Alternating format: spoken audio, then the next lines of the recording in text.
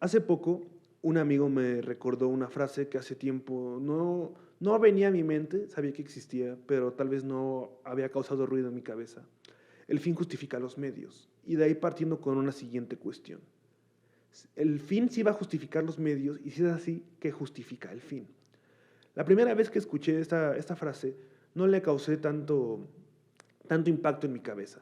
Tal vez solo la vi a grosso modo y la vi como una manera de teorizar un poco de lo que es el sentido de la política. Pero hoy que la vuelvo a analizar desde una perspectiva un poco más avanzada desde el punto de vista que la vi hace tiempo, me di cuenta que era un poco más problemática, que reflejaba un poco de lo que es el hombre moderno, que reflejaba un poco no solo del hombre moderno, sino de lo que ha sido todo este desarrollo histórico, el devenir histórico de la humanidad, que le ha desarrollado en el hombre esta necesidad insaciable de querer tener poder, tener más poder, conservar el poder y expandir su poder. De ahí que parte esta frase que se le adjudican a Nicolás Maquiavelo en este compendio de consejos que le da a Lorenzo de Medici, que le dice: con estos consejos tú vas a quedarte con el poder en el Principado de Italia y vas a unificar todos los principados para consolidar una gran nación. Esta frase refleja mucho del individualismo de lo que hoy es el humano, de que el humano no le importa anteponer sus intereses sobre los otros, no le importa anteponer la dignidad de las demás personas, incluso la vida de las demás personas, con tal de obtener un mayor beneficio. No le importa realmente el bien común, que debería ser el fin de la política. No le importa el bien común, que debería ser el fin de la sociedad, que para eso se supondría que como seres humanos fuimos racionalizados y decidimos conjuntarnos en primero comunidades y de ahí hacer estas junglas de cemento en las que ya les llamamos ciudades. No nos preocupa realmente eso. Hoy solo nos preocupa una sola cosa, que es mantener nuestro poder, hacernos de poder, que en ese sistema nos asegure cierto grado de poder sobre otros. Todos van a decir en este momento: no, pero yo no busco poder, yo no añoro poder político, ¿no? Pero añoras poder económico. Tal vez no, pero añoras poder intelectual. Todos añoramos cierto poder de determinada manera. Y con esta reflexión llega a lo siguiente. ¿Realmente el humano, su fin es hacerse de poder? ¿Realmente vale la pena el poder? ¿Realmente qué significa esto para el individuo? ¿Por qué le genera tanto amor tener poder y ser principalmente superior a los otros?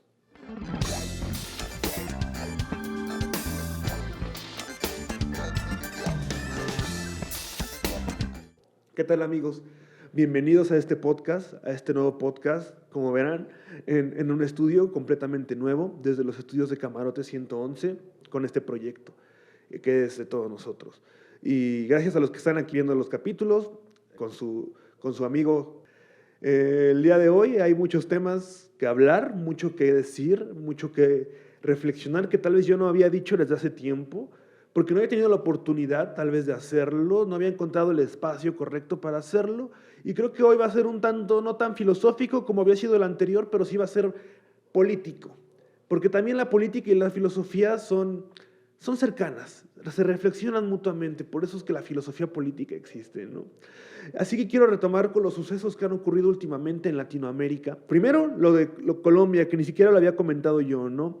La represión policíaca que se había estado viviendo, las protestas en contra del gobierno derechista de Iván Duque, lo que ocurrió en Haití, que nadie habla de lo que está ocurriendo en Haití. Me parece realmente escalofriante que mataron al presidente de Haití, hay revueltas en el país y está gestándose un movimiento de insurrección dentro del país y nadie lo está cubriendo. No lo sé. Dicen que es por el hecho de que es un país meramente capitalista. Pero bueno, sigamos entonces con el siguiente, que es Cuba.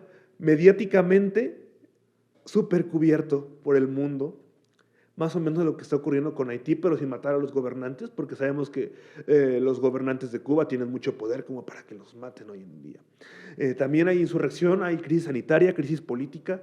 Hay mucho que decir al respecto, por ejemplo, de Cuba, que yo creo que es el tema que ha causado más polémica dentro de las redes sociales, ¿no? Y que más que nada dentro de este sistema en el que te dicen que Cuba está así porque no es democrático, porque no es capitalista, porque se ha querido ir al lado incorrecto de la historia, porque se quedó estancado en una guerra del siglo XX que ya no tiene sentido y que él debería hacerse a la democracia.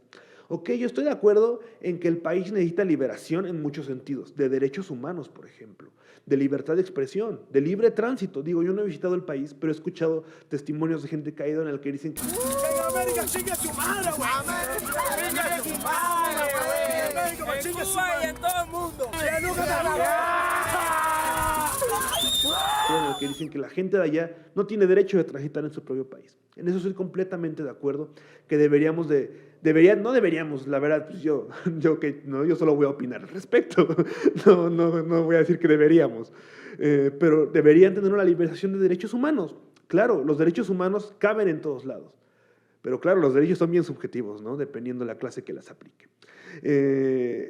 Y he sido muy cubierto porque hay diferentes perspectivas desde esta situación.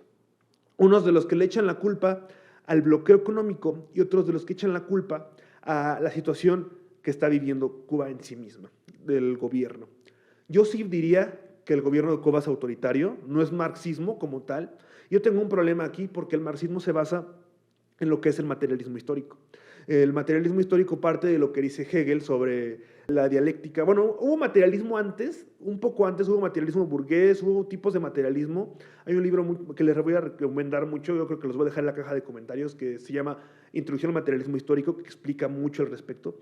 Pero el materialismo histórico, desde la perspectiva marxista, dice que para que un país pueda alcanzar el verdadero socialismo, tuvo que haber tenido un proceso histórico que lo llevara a que ya no hubiera otro paso más que dar que ir hacia ese momento histórico. Las condiciones materiales fueron las pertinentes para que alcanzara ese nivel, que era el socialismo, que había un nivel de desarrollo industrial, económico y político suficientes para poder dar el salto al socialismo. El problema que yo tengo con Cuba y con su régimen es que nunca fue relativamente marxista. Nadie ha seguido realmente la ideología de Marx, aunque muchos lo culpan al respecto. Sí, hay muchas opiniones contrariadas ahí, pero ahí el problema es que no tomaron en cuenta el materialismo histórico, en primer lugar. Si nos vamos al punto de vista teórico, del explicativo de lo que es el marxismo, no dieron las bases materiales, industriales, que tuvieron que haber dado la comodidad al país de democratizar los medios de producción. Por ejemplo, ¿qué ocurrió en la Unión Soviética cuando los bolcheviques llegaron a la toma de poder en lo que fue Rusia?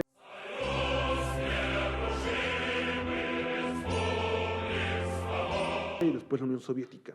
Tuvieron que desarrollar una industria que estaba de la nada, desarrollar fábricas, traer muchísima conexión entre las ciudades.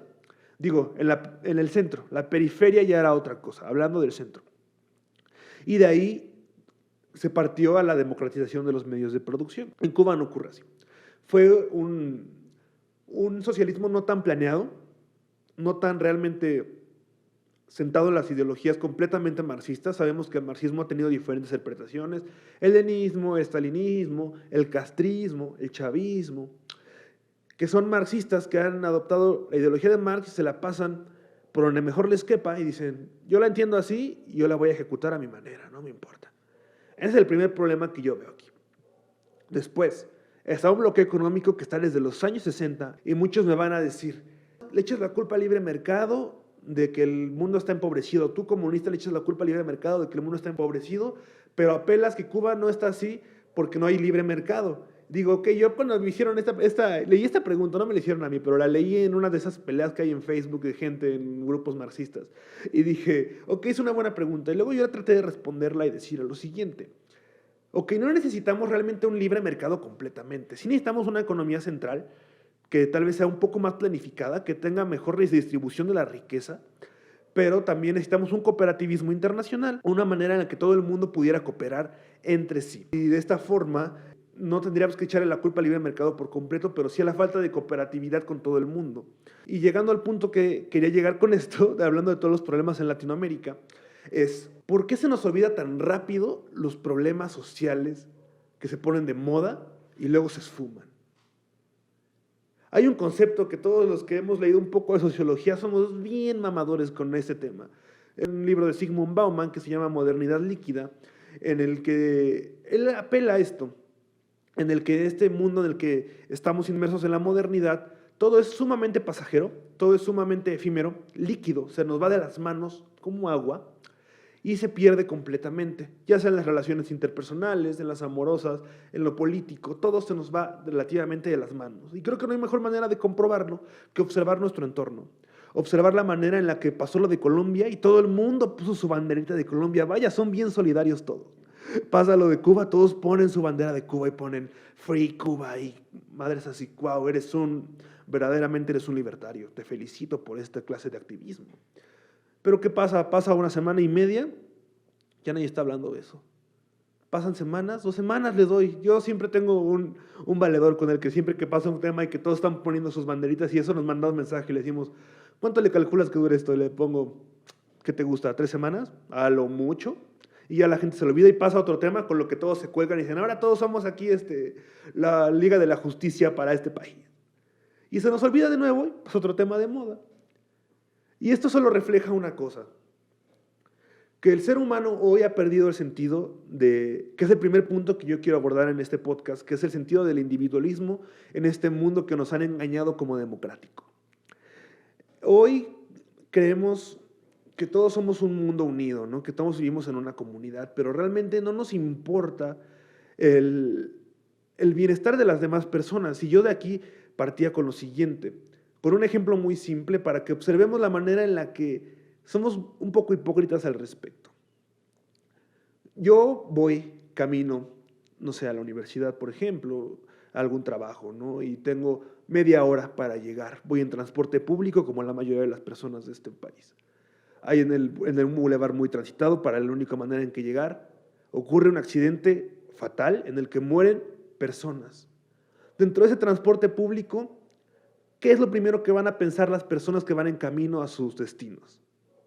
Ay, pobres de los que se murieron, ¿qué estará sufriendo su familia? No, voy a llegar tarde. Mis intereses se van a ver afectados. Mi vida se va a ver truncada hoy porque a alguien más se le ocurrió morirse el día de hoy. Y de ahí es que yo tengo este problema con nuestro individualismo porque somos individualmente hipócritas. Todos tenemos esta idea de que queremos ser muy morales en lo social, muy así como unidos todos por una causa que realmente no son soluciones. Porque hoy hay muchos movimientos sociales a los cuales yo respeto, pero que les han sabido dar calmantes para que se callen y estén contentos. Yo lo hablaba hace poco con personas porque, ¿qué está ocurriendo? Hoy venden soluciones ideológicas a problemas reales.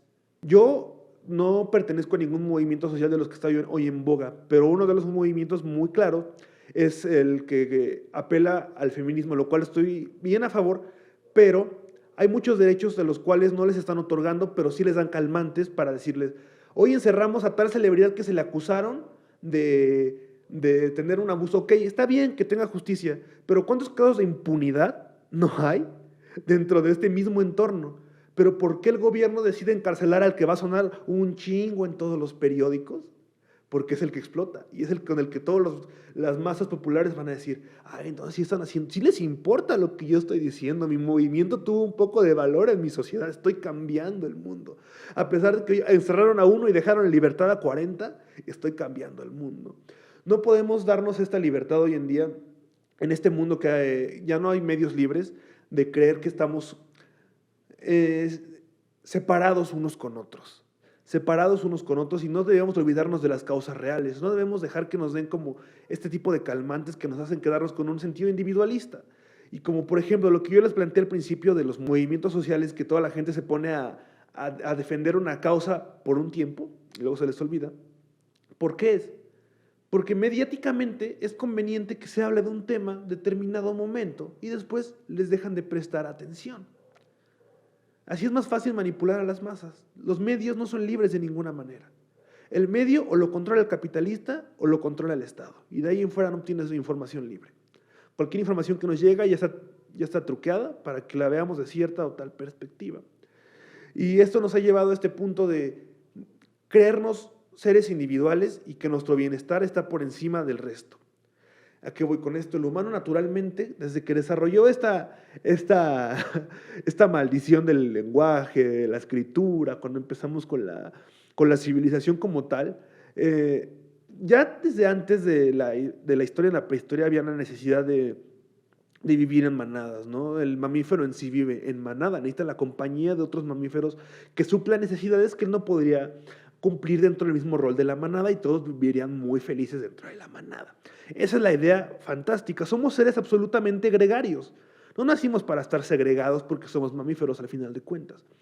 Y de ahí es que el hombre surge en las primeras comunidades, surgen nuestros primeros establecimientos, y de ahí surge también otro de nuestras grandes invenciones, que es la agricultura. Dejamos de vagar por todo el mundo para decir, ahora me voy a chingar y voy aquí a hacer mi cultivo y voy a esperar a que pase la época, y voy a crear ciertas tecnologías, ¿no? Lo cual empezó a crear unas civilizaciones un poco más complejas entre sí y a dar un sentido de pertenencia más a un humano sobre otro. Después de aquí, ¿qué surge con esto?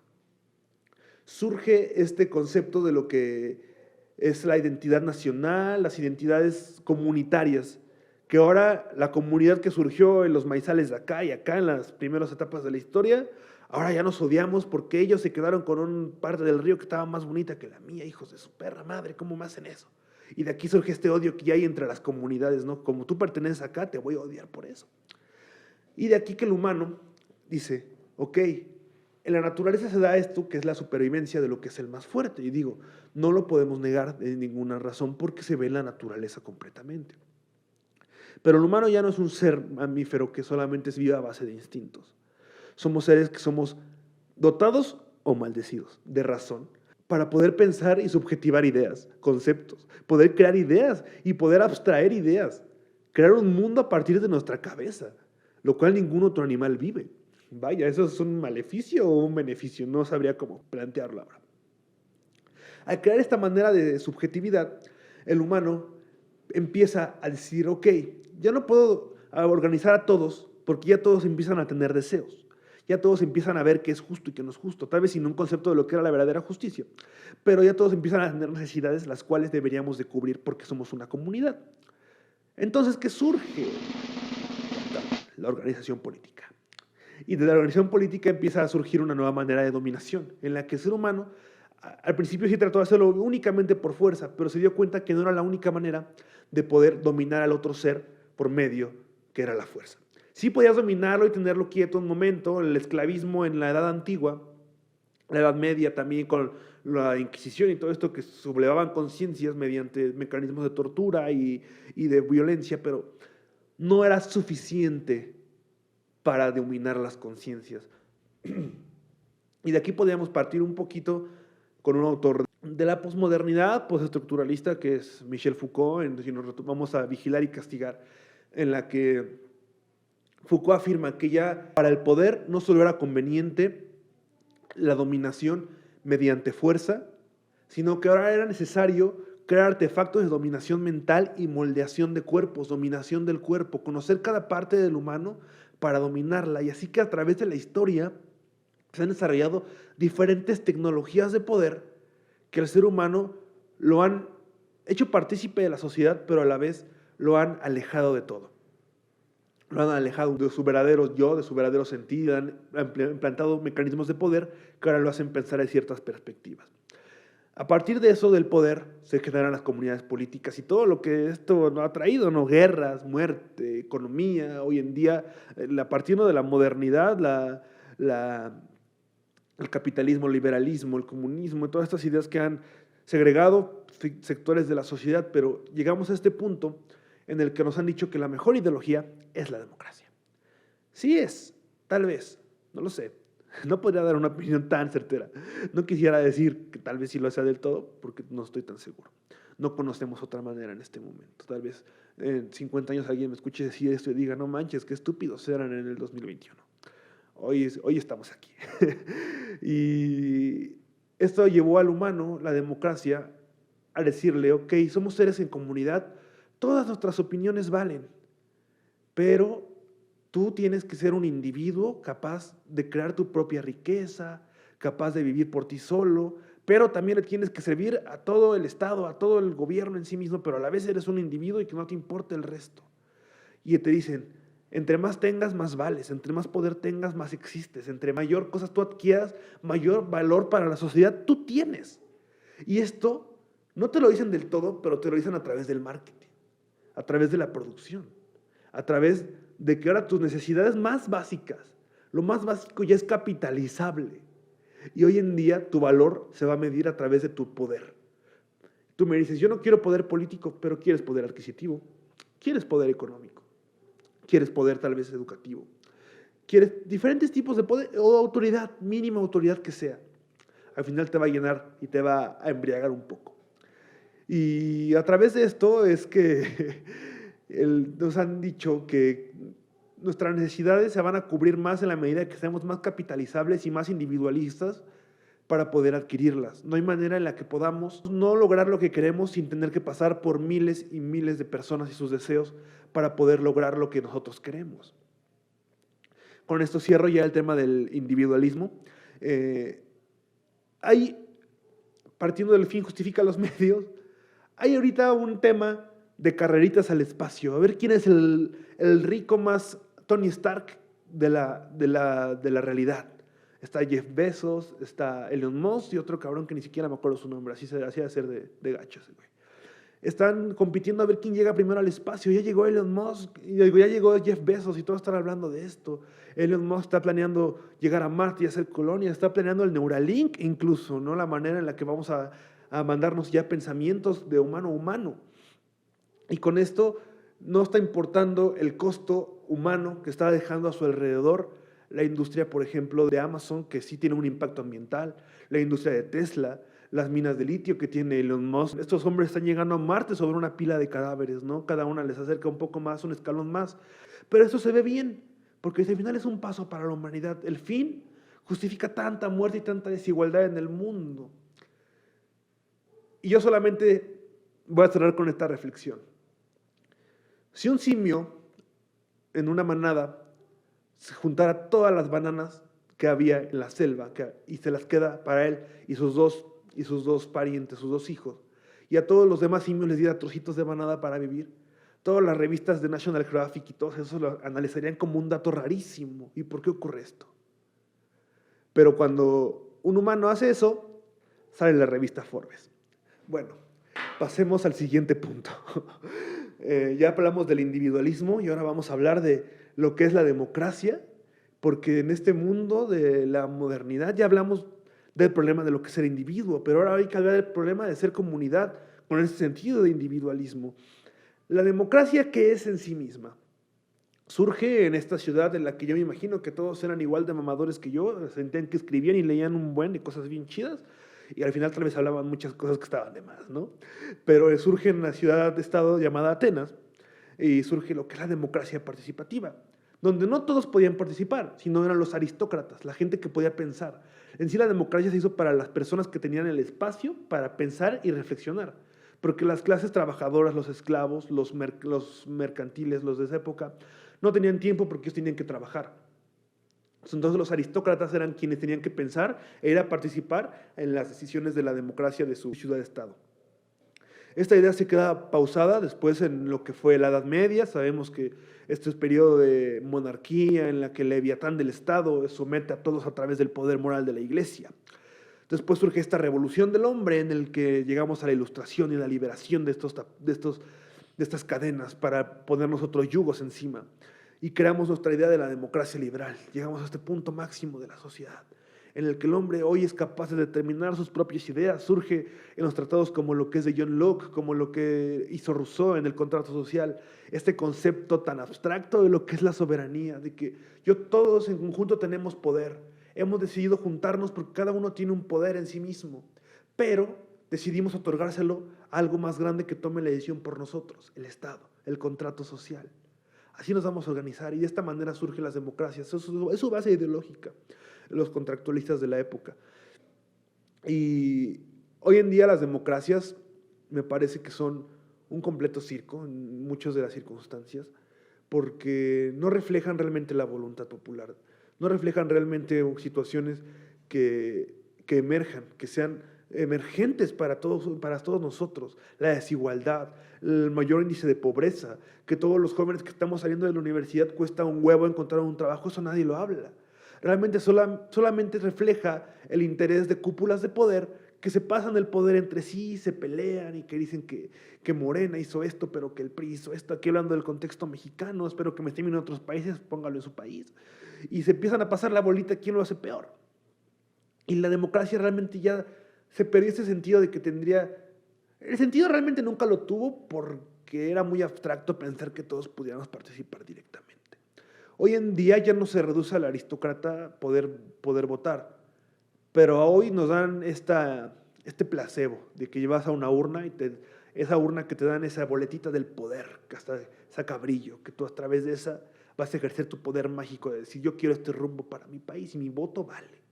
Y claro, es importante participar, pero yo creo que es más que nada instrumentos que también van a dominarnos, instrumentos que nos hacen olvidarnos que somos todo un ser gregario, todo un ser que debe permanecer en comunidad y que nos hacen separarnos mutuamente. La democracia empezó teniendo un sentido de unificación social, un sentido de unificación con todos, y hoy en día se parte de las camarillas de políticos en las que hoy nos peleamos por políticos, estamos muy aferrados a que nuestra razón política es la correcta. Y en el sentido individualista vemos por quién me va a ofrecer algo mejor. Incluso en las campañas aquí en México se perdió el sentido de la democracia con este concepto de lo que es el clientelismo. El clientelismo surge cuando surge el partido hegemónico que tuvo 70 años en el poder, esos que diré su nombre bajito porque son tenebrosos, el PRI. Y ellos que empiezan a tener este concepto del que el elector ya no es alguien que va a ejercer su derecho y su poder soberano, sino es un cliente al cual hay que convencer como si le estuviéramos vendiendo una coca.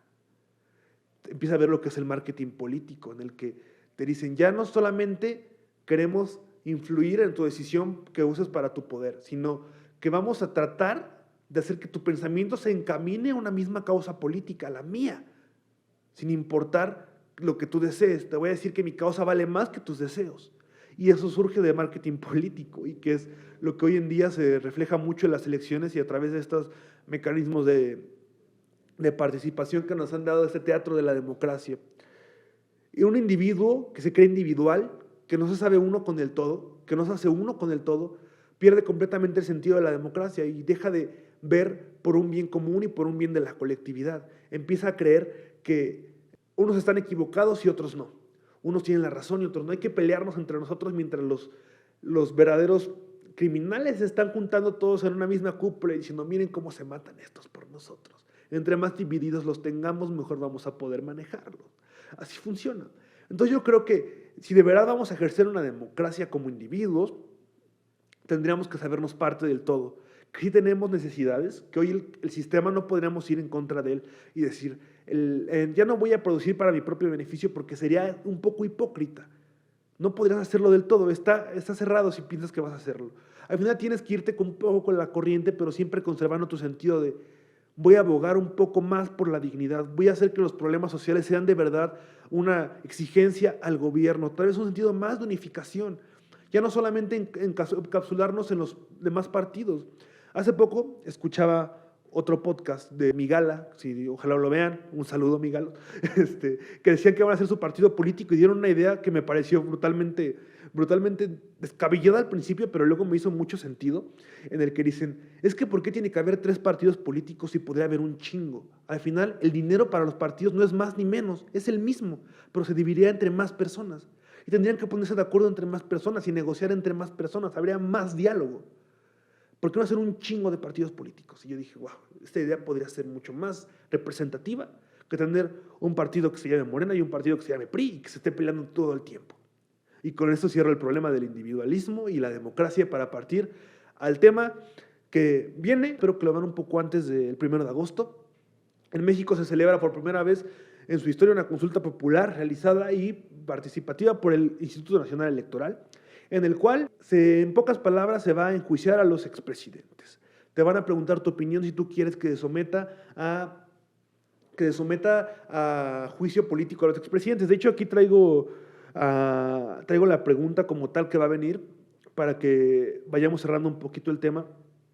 De hecho, con la pregunta yo no la planteó el INE, la plantea el tribunal, el poder judicial, y dice, ¿estás de acuerdo o no en que se lleven a cabo las acciones pertinentes con apego al marco constitucional y legal con para emprender un proceso de esclarecimiento de las decisiones políticas tomadas en los años pasados por los actores políticos, encaminado a garantizar la justicia y los derechos de las posibles víctimas. En primera, yo tengo un problemita con el planteamiento de la pregunta, porque la verdad, la gente que sí lee un poquito más, que está un poquito más informada de la política, sí logra entender lo que dice, pero no es clara para un 60% de la población mexicana que no tiene estudios de un grado u otro. Y de esta manera puede ser un poquito discriminatoria, porque la gente va a leerla y va a decir, ¿qué fregados me está diciendo? Ok, este sería un punto en contra que yo vería aquí. También yo vería otro puntito en contra, es que es una guerra, un pequeño circo romano en el que nos están jugando todo el tiempo los políticos con nuestro odio, con el odio que tenemos hacia las acciones del pasado.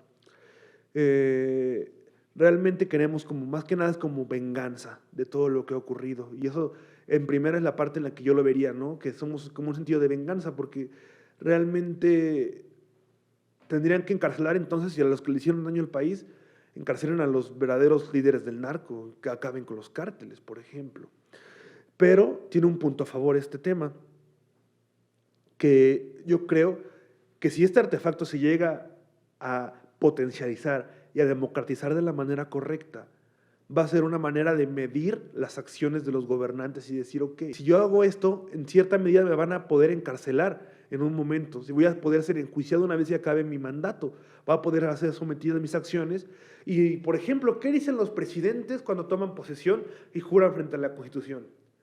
Si no es así, que el pueblo de México me lo reclame, y todos se vuelven locos, ¿no?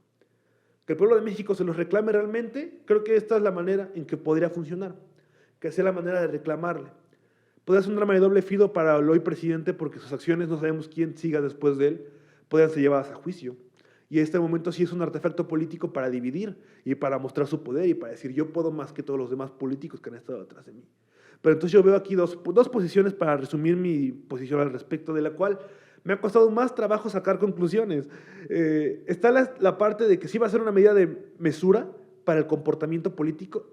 En mi chaqueta mental quiero creer que así va a ser. Quisiera que sí fuera. Y la otra es más que nada como un acto de guillotina a la Revolución Francesa, tipo Revolución Francesa. Pero bueno, cada quien va a tomar su decisión. Solamente concluyo con esto.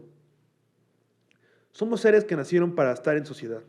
Hemos vivido alrededor de 3.000 años buscando maneras de organizarnos socialmente en la que la vida humana se vea dignificada de una u otra forma.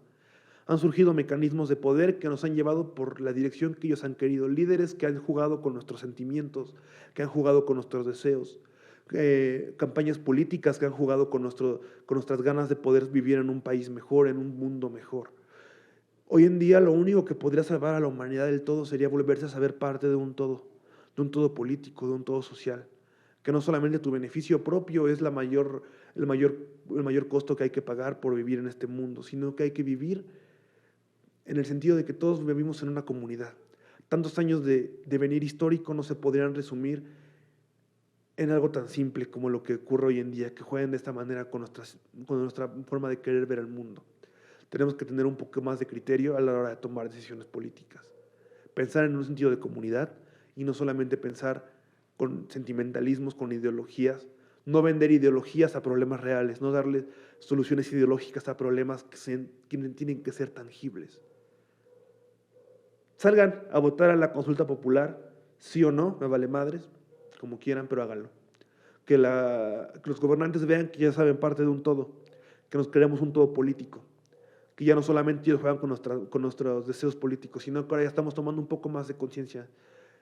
Analicen lo que van a emitir, en cada elección debería ser así, pero háganlo en el sentido de solamente reflejar el poder que realmente se tiene, que es la soberanía, y que cuando se den cuenta el poder que tendría toda la colectividad, es cuando el mundo va a temblar por sí solo. Un saludo a todos, espero que lo hayan disfrutado, espero que no se les haya hecho largo, tal vez sí un poco, me extendí, pero lo hice de todo corazón para ustedes. Saludos a mis valedores de Camarote 111, a toda la gente de aquí, a las producciones. Nos vemos el próximo capítulo. Adiós.